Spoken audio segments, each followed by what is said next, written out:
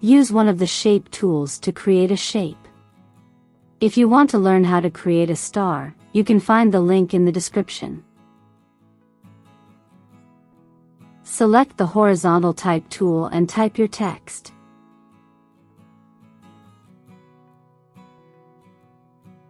Select the Move tool and press Ctrl+T.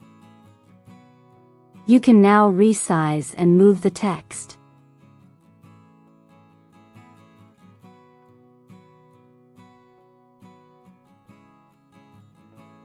Make the text the same color as the shape.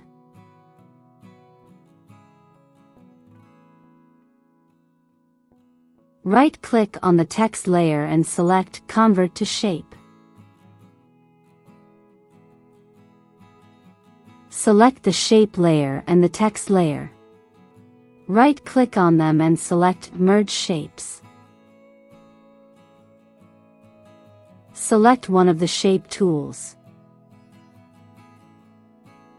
And select Exclude Overlapping Shapes.